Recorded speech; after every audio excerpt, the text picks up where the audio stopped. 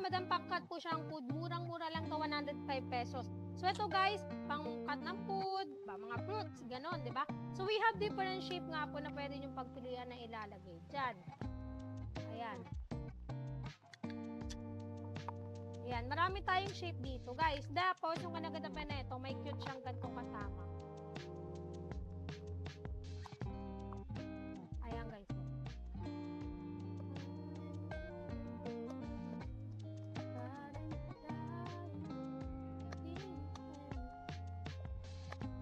Ayan, guys. So, diba, ang ganda niya. Kaya go nyo na to for only 105 pesos. Meron na kayong pang-cut ng vegetable.